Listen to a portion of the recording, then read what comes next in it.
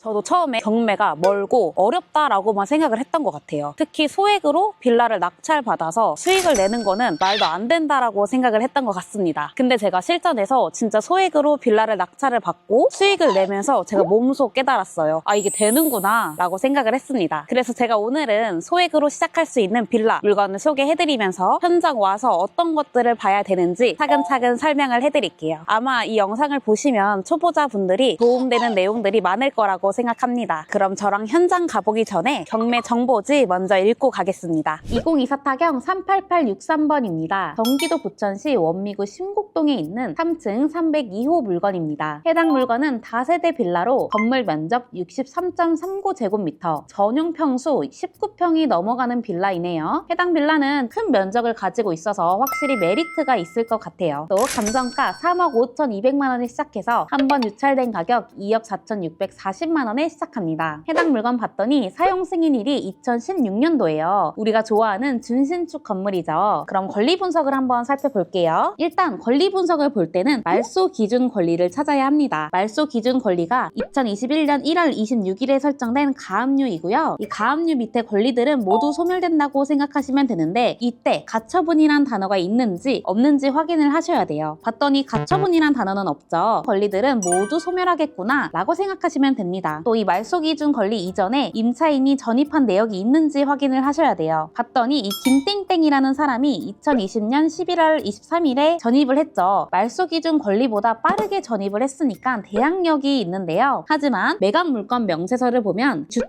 주택도시보증공사가 경매 신청 채권자로서 임차인 김땡땡의 임차 보증금 반환 채권 양수인이라고 되어 있죠. 주택도시보증공사가 김땡땡의 권리를 가지고 온 거예요. 그러고 나서 이 임차 보증금에 대하여 우선 변제권만 주장하고 대항력은 포기하며 전액을 변제받지 못하더라도 임차권 등기를 말소해 주겠다라는 내용의 확약서가 제출되었죠. 그러면 이 주택도시보증공사에서 김땡땡의 보증금 2억 5,900을 해결해주고 낙찰 대금에서 배당을 받아간다는 소리인데요. 금액이 모자르더라도 주택도시보증공사에서 대항력을 포기하고 임차권 등기를 말소해 주겠다고 약속을 한 거예요. 그렇기 때문에 이 물건은 권리상 아무런 문제가 없는 그런 물건입니다. 자, 그럼 도면을 한번 봐볼게요. 우리 물건은 서양인 물건입니다. 또 방 3개, 화장실 2개의 구조를 가지고 있습니다. 또 주방 쪽을 봤더니 냉장고 자리가 있어요. 이거는 현장에서 진짜 냉장고 자리가 있는지 없는지 확인을 하시면 되고요. 엘리베이터가 있는 물건이네요. 그럼 이렇게까지 도면을 통해서 생각하시고 현장에 가시면 됩니다. 그런데 우리 현장 가기 전에 어디에 위치해 있는지 한번 확인해 볼게요. 우리 물건지 주변에 부천중앙초등학교, 원미고등학교, 심원중학교가 위치해 있죠. 초중고가 밀집되어 있는 곳에 위치해 있습니다. 초등학생 자녀를 둔 가족 단위뿐만 아니라 중학생, 고등학생 자녀를 둔 가족 단위 또한 수요층이 있겠죠. 너무 큰 장점이고요. 또 두 번째로는 우리 물건 왼편에 봤더니 분홍색으로 많이 색칠이 되어 있죠. 이 부분들이 모두 상가를 뜻하는데요. 이 신중동역 앞쪽부터 부천시청역 쪽까지 굉장히 상권이 활발하게 형성되어 있습니다. 신중동역 바로 앞에는 롯데백화점이 위치해 있고요. 그 옆에는 이마트, 현대백화점까지 위치해 있습니다. 그뿐만 아니라 우리 물건 7호선 춘희역을 이용할 수 있는 거리에 있는데요. 도보로는 12분 정도 나와요. 역세권은 아니죠. 하지만 앞쪽에 있는 버스 정류장을 타고 한 번에 갈 수 있습니다. 7호선 춘희역 이용해서는 강남까지 1시간 이내로 환승 없이 갈 수 있다는 장점이 있어요. 그럼 우리 현장에서 마저 살펴볼게요. 구독! 네, 제가 지금 현장에 나왔는데요. 부천중앙초등학교 앞에 있습니다. 우리 물건지가 이 초등학교랑 굉장히 가깝게 위치해 있어요. 성인 걸음 도보 3분이면 갈 것 같고 우리 어린아이들도 도보 5분이면 갈 만한 거리에 위치해 있습니다. 제가 항상 수업 시간에 초등학교 가까운 게 굉장히 중요하다고 강조를 많이 하죠. 왜냐하면 우리 자녀분들 안전하게 학교 가야 되잖아요. 그쵸? 그리고 여기가 길이 굉장히 잘 되어 있습니다. 보통 우리가 빌라 단지 옆에 학교가 있으면 차도를 끼고 있는 경우가 굉장히 많아요. 그럴 때 차도가 굉장히 위험하게 느껴지죠. 근데 여기는 차도가 있다고 하더라도 이렇게 초록 색깔로 아이들이 갈 수 있는 길을 나눠놨어요. 그럼 비교적 안전하게 우리 아이들이 학교를 다닐 수가 있겠죠. 제가 지금 지나가다 보니까 여기 공원도 있어요. 근데 공원도 굉장히 크고 잘 조성을 해놨어요. 보통 빌라 단지 사이에 있는 공원들은 그렇게 크진 않거든요. 근데 여기는 꽤 크게 이렇게 놀이터도 있고요. 운동시설도 있고 지하물로도 굉장히 잘 해놨어요. 주민분들 사시기 너무 좋을 것 같은데요. 그쵸? 그쵸? 저도 계속해서 얼른 물건지로 향해 보도록 하겠습니다. 자, 제가 현장에 도착을 했습니다. 물건이 굉장히 깨끗해요. 아무래도 2016년식이다 보니까 준신축 건물이죠. 그래서 그런지 굉장히 깨끗합니다. 여기 주차장으로 들어가는 도로 폭이 좁지가 않아요. 가끔 빌라 임장을 가보면 주차장으로 들어가는 도로 폭이 좀 좁아가지고 차가 진입하기 힘든 경우도 있거든요. 근데 여기는 그렇진 않습니다. 폭이 꽤 넓은 편이어서 진입하기에 뭐 불편하거나 따로 그런 어려움은 없을 것으로 보입니다. 자, 그럼 우리 현장을 한번 둘러볼게요. 저는 일단 처음에 오면 주차장을 먼저 확인을 합니다. 주차장 확인할 때는 가장 중요한 게 이 세대수 대비 주차를 몇 대나 할 수 있는지 확인하는 게 가장 중요해요. 그걸 확인할 때는 저는 우편함을 많이 보는데 지금 우편함 호수가 10개가 있지만 맨 위에는 반송함이랑 공용 부분이고 밑에가 호실이죠. 총 8개가 있죠. 그러면 주차 대수가 8대가 나오는지 확인을 하셔야 돼요. 한번 세볼게요. 여기 1대, 2대, 여기는 경차 정도 들어갈 수 있을 것 같고요. 4대, 5대, 6대, 그리고 이쪽 앞쪽에도 7대 될 수 있을 것 같고요. 여기 8대, 9대 이렇게 주차를 할 수가 있습니다. 주차 자리는 좀 널널한 편이에요. 근데 여기 와서 조금 아쉬웠던 게 있습니다. 주차 자리가 널널해도 겹주차인 곳이 있어요. 이렇게 겹주차인 곳은 뒤쪽에 주차를 하면은 앞쪽에 주차한 사람이 뒷차가 빠질 때 빼줘야 되는 그런 불편함이 있겠죠. 그래서 사실 이런 주차 공간은 선호되진 않아요. 근데 없는 것보다는 훨씬 낫다. 맞은편에 있는 빌라를 제가 보니까 한 대 한 대씩 빠져나갈 수 있는 그런 주차장 구조이죠. 아무래도 두 개가 가격이 같고 평수라든지 구조라든지 이런 부분이 비슷하다라고 한다면 이 빌라를 선택할 수밖에 없겠죠. 그쵸? 그래도 우리 물건지 1대1로 다 주차가 가능하니까 이 점은 굉장히 큰 장점입니다. 자, 이쪽에 이렇게 자전거가 있는 거 보니까 아마 아이들이 많이 있는 것 같아요. 분리수거랑 음식물 쓰레기랑 이렇게 잘 관리가 되고 있습니다. 그리고 오늘 우리 호실이 302호인데 따로 특별히 뭐 우편물이 쌓여 있거나 그러진 않더라고요. 그래서 아마 사람이 거주하고 있을 수도 있겠다라고 생각을 합니다. 그럼 저희 호실이 어디인지 한번 위에 올라가서 확인을 해볼게요. 저희 물건 3층이죠. 엘리베이터 타고 한번 올라가 볼게요. 엘리베이터도 굉장히 깨끗합니다.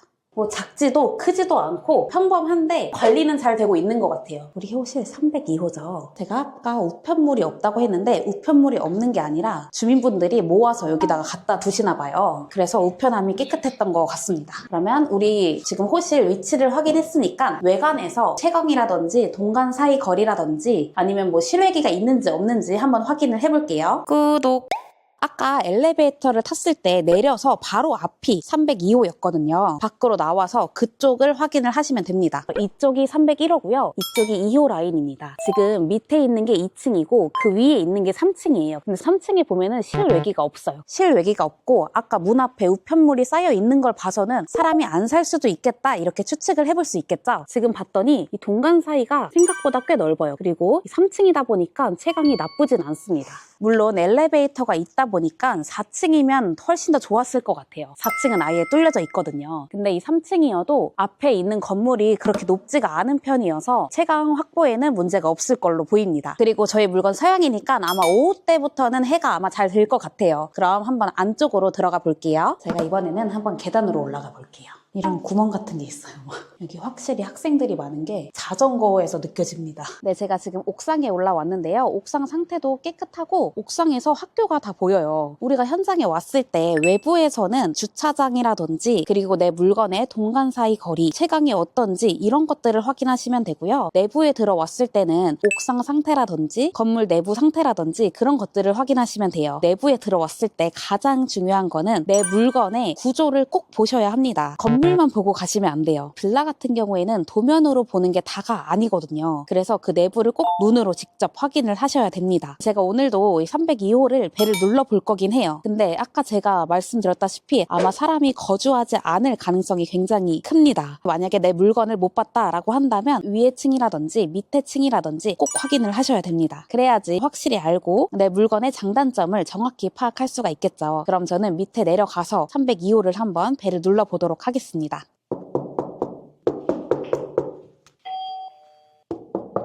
제가 3층이랑 2층을 다 벨을 눌러봤는데 연휴여서 그런지 아무도 안 계시네요. 만약에 이거 입찰하실 분들은 꼭 내부 확인하시고 입찰하셔야 됩니다. 제가 오늘 여기 주변을 좀 둘러봤는데 여기 빌라 단지가 밀집되어 있죠. 이런 것들은 거래가 굉장히 활발하게 잘 일어나거든요. 조사해보셔도 괜찮을 것 같아요. 제가 실거래가랑 네이버 부동산 지금 호가가 어떻게 형성되어 있는지 확인을 해봤는데요. 부천이 사실 허위 매물이 많은 곳 중에 하나거든요. 근데 여기는 유독 더 많더라고요. 그래서 대부분이 허위 매물이어서 이거는 호가를 파악하는 게 의미가 없겠다 싶어서 제가 실거래가만 조사를 해왔습니다. 일단 실거래가는 24년도, 25년도 거래된 거 위주로 제가 설명을 해드릴게요. 저희 물건이 전용 19평이고 그리고 16년식이죠. 근데 얼마 전에 전용 18평 16년식이 3억에 거래가 되었고요. 그리고 16년식 18평짜리가 2억 7천에 거래가 됐습니다. 우리 거보단 한 평 정도 작기는 한데 이것도 거의 저희 거랑 비슷하고 21평, 저희 거보다 2평 정도 큰 거 16년식이 3억 1천에 거래가 됐습니다. 그럼 우리 물건도 2억 후반에서 3억까지는 받을 수 있겠구나 이렇게 판단을 해볼 수가 있겠죠. 제가 이곳의 장점을 설명을 해드릴게요. 일단 첫 번째로 평수가 굉장히 크죠. 빌라에서 준신축 건물이 이 정도 평수 갖기 쉽지 않습니다. 근데 평형대가 굉장히 크기 때문에 큰 장점이고 또 두 번째로는 초등학교, 중학교, 고등학교가 있었죠. 학교가 몰려 있기 때문에 굉장히 많은 수요층을 받을 수가 있습니다. 또 세 번째로는 여기가 춘희역에서 굉장히 가까워요. 그래서 신중동역, 춘희역 이쪽 인프라를 같이 누릴 수가 있습니다. 또한 춘희역에서 7호선을 타고 강남까지 환승 없이 1시간 이내로 갈 수 있다는 굉장히 큰 장점이 있습니다. 근데 사실 장점만 있는 게 아니잖아요. 단점 첫 번째는 춘희역과 도보로 갈 수는 있긴 하지만 사실 역세권은 아니에요. 조금 걸어가셔야 합니다. 그래서 교통편이 조금 아쉽다? 하지만 앞으로 나가면 바로 버스 정류장이 있기 때문에 이 부분은 좀 보완할 수 있을 것 같아요. 그리고 두 번째로는 이게 허그 대항력 포기 물건이에요. 제가 수업 시간에 허그 대항력 포기 물건 10년 이내면은 입찰 보지 마세요 라고 말씀을 드리거든요. 왜냐하면 허그에서 굉장히 많이 들어와요. 이 물건 또한 10년 이내인 물건이기 때문에 허그에서 들어올 가능성이 좀 큽니다. 만약에 허그에서 안 들어와서 내가 낙찰을 받을 수 있다 하면은 확실하게 수익을 낼 수 있는 물건입니다. 이 물건은 준신축 건물이어서 경쟁률은 조금 있을 것 같아요. 그래도 준신축 건물이고 매도도 잘 활발히 일어나는 지역이기도 하니까 경매 입문하기 좋은 물건이지 않을까 싶습니다. 제가 상담을 하다 보면 지금 통장에 돈이 얼마 없다, 지금 상황이 좋지 않다 이렇게 말씀하시는 분들이 굉장히 많이 계세요. 근데 저는 항상 괜찮다고 말씀을 드립니다. 사실 중요한 건 돈의 액수가 아니에요. 돈을 어떻게 쓰고 어떻게 이거를 키워나가냐가 굉장히 중요하거든요. 2천만 원, 3천만 원이어도 충분히 이 경매에서는 기회를 만들 수 있습니다. 경매는 돈으로 하는 게 아니라 이 실행력으로 하는 거예요. 지금부터 시작하셔도 충분히 하실 수 있고 늦지 않았으니까 앞으로 화이팅 해서 차근차근 한 단계씩 해 나가셨으면 좋겠습니다. 저 소다 경매가 항상 응원하도록 하겠습니다. 모두 화이팅! 안녕!